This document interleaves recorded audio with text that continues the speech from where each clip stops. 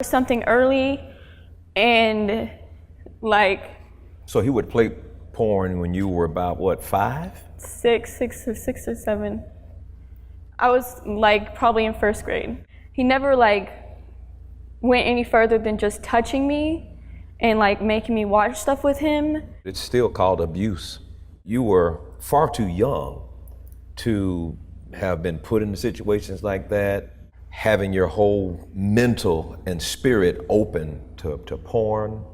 All of that is abuse.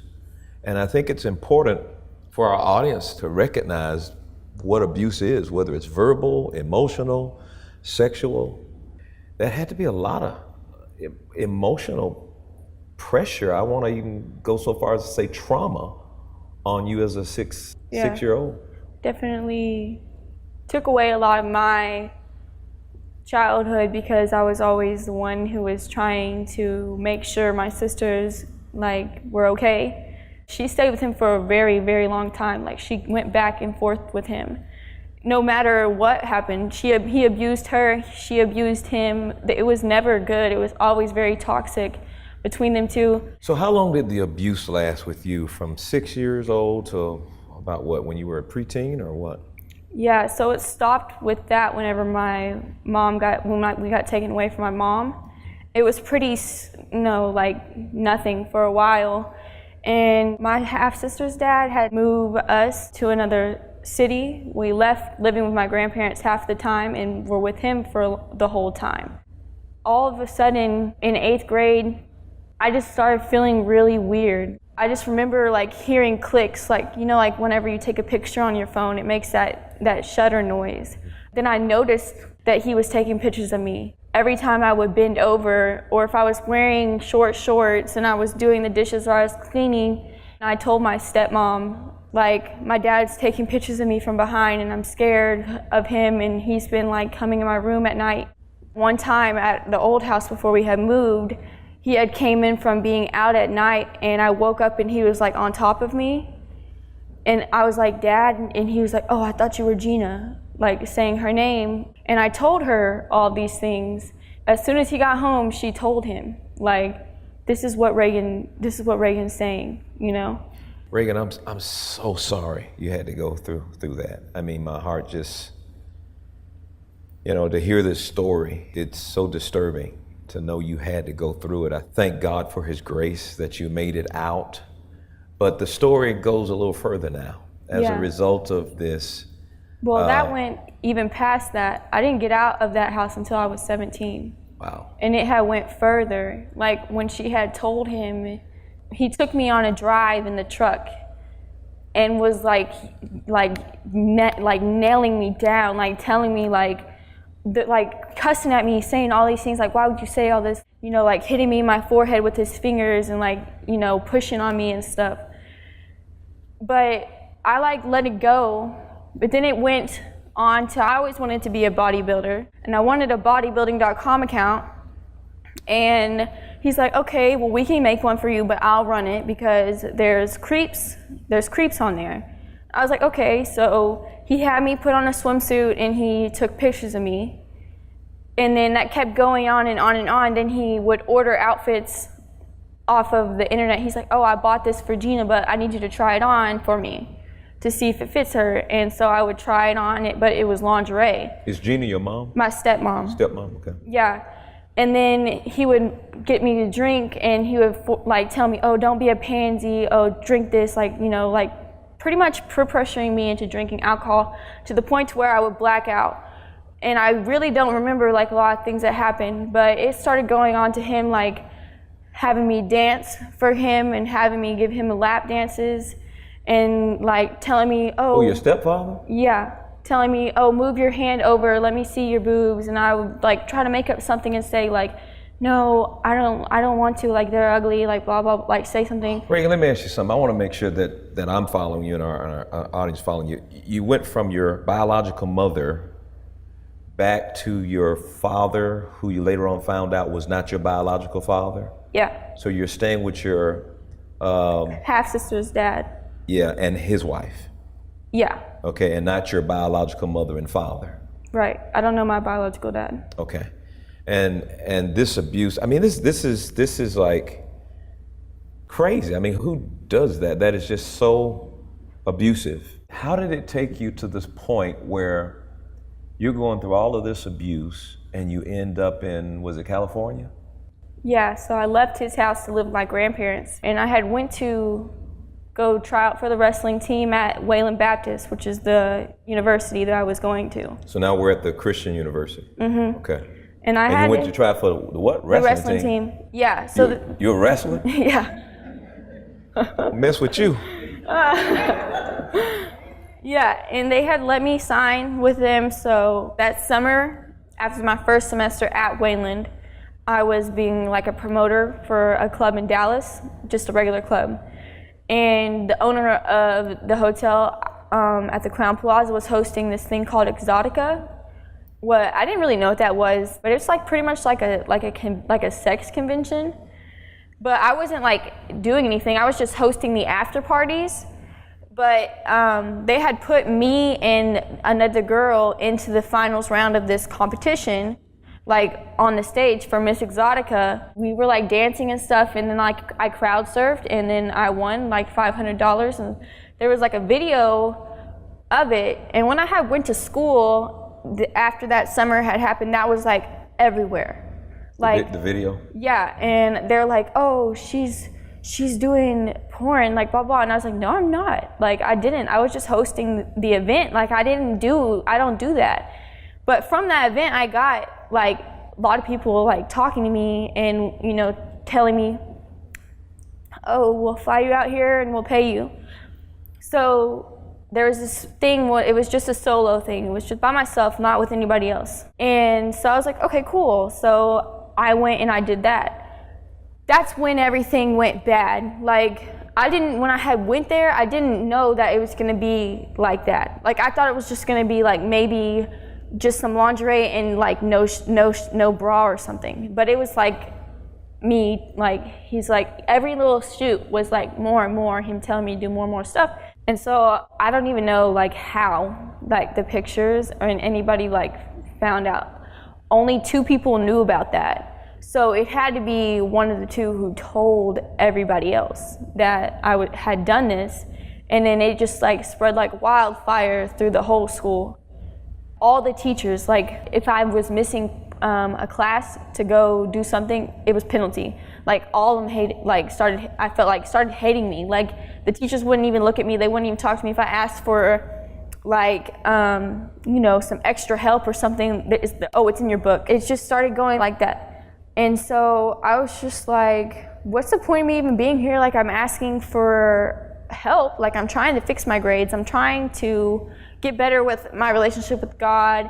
And everybody's just pushing me out. Like not being loving and welcoming. And like my family had found out about me doing that. And obviously they weren't very happy about that at all. And I had just felt like a big disappointment. And the opportunity to go to California, it came, and I just took it. Like I left all my stuff in my dorm room, and I packed one suitcase, and I just left, and I never came back. You know, hearing your story, did you feel hopeless? And as a result of feeling hopeless, when this opportunity came from California, it was like, who cares anyway? I might as well go and make some money. I felt like a burden to everybody.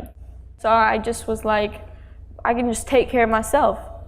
So what was the thing, once you got involved in the industry, what was the thing that convinced you that this is not for me and I need to get out of it? Well, from like the first thing I did, I had like left, and that whole night, like I was crying. Like I was just like, what did I do? Like, what is wrong with me? And like one of the girls that was in the house I was staying at, she kind of just made me feel okay with it. She's just telling me like, people have sex for free all the time. Like they go on dates with people and they have sex with them, and like you're not doing it for free. You're getting paid for it. So in a way, you're holding yourself to a higher standard. And what she told me, that's just kind of the attitude that I gained for it. And it was so much deception in that. Yeah, very much. And then it got to the point where I couldn't do it and then feel okay with myself. So I started drinking. Man, I was drinking a lot, like way too much for somebody my size at all. And I was starting to dibble dabble into cocaine and Molly to make myself feel happy and to make myself feel good. Then I would just cover up all the pain. Yeah. And then all the money that I was making, I was spending it on like drugs and alcohol and going out and, you know, trying to buy friends pretty much, because I knew none of these people liked me. Like, they only wanted to party with me. Like, I was like the good time Mike kind of person. Like, nobody really didn't took the time to get to know me for me. And I guess that kind of made me even worse. Like, I'm in this city all by myself. Like, I can't go, like, in my head I was like, I can't go back home because everybody's just gonna be ashamed of me. Like, you know.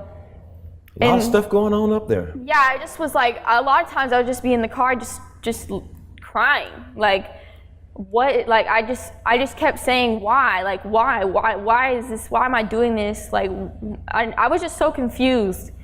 And whenever I had met my baby's father, he was like, kind of like my saving grace. Like, I had been in a relationship with this person before that, and he had like beat me up really bad.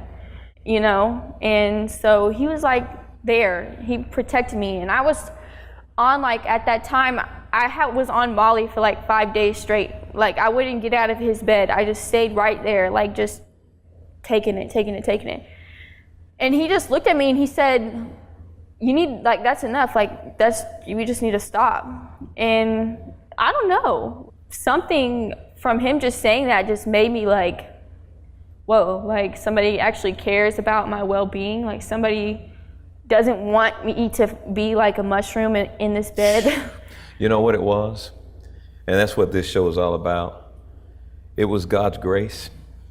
You could have gone one day and even been dead. With everything that you've gone through, you've kind of taken us through this story, and it is a sad one. But even in the midst of everything that you've gone through, from 6 until that particular place, and been let down at Christian University and mocked and not gotten the treatment that Christians should have given you. But the grace of God is God's unmerited, undeserved favor coming to you to give you what you didn't deserve. And Jesus doesn't condemn us. He doesn't judge us.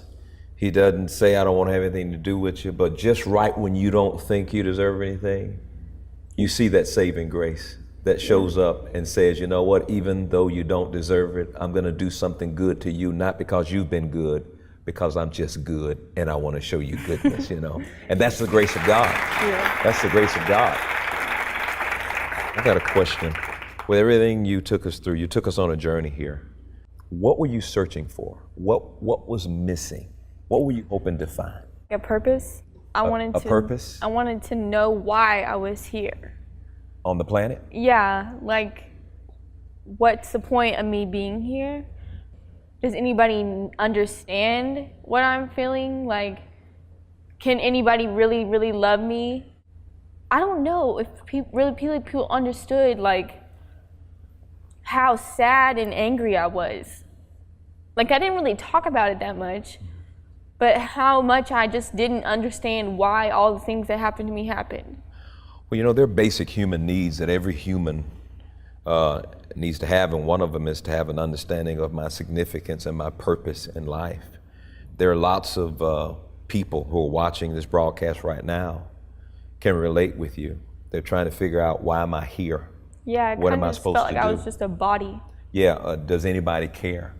And I think that's where we come in and really minister to the fact that you can do a lot of things to try to find happiness. People can do a whole lot of wrong things trying to find happiness. But there's a place in your heart that God put only for Him to abide. And I believe with all my heart, until we make Jesus the Lord of our lives, we're never going to really experience what real happiness is. And I can assure you that you were put here for a purpose. You were called for a reason. There's an assignment and a mission for your life. And a lot of times we have to go through when we don't know any better, we have to go through rough patches in life to try to finally get to that place where we can discover the will of God for our lives. You are significant to God. You are loved by God.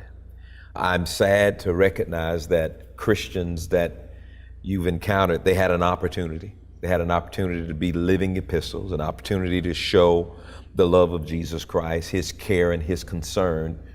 I don't know what it is with some Christians, we just miss out on an opportunity. I think we have to be careful as Christians not to become so self-righteous that we don't understand that self-righteousness is unrighteousness. And it's when you look at somebody else's life and you say, well, at least I hadn't done that, and you're comparing yourself with somebody else's mistakes, that's self-righteousness. Everybody has an issue, which means we should be very ready to help minister to someone else when we see them going through. But I think sometimes Christians come to the point where, I don't know, they become so judgmental and so self-righteous that they forget that if it were not for Jesus, we would all be in hell.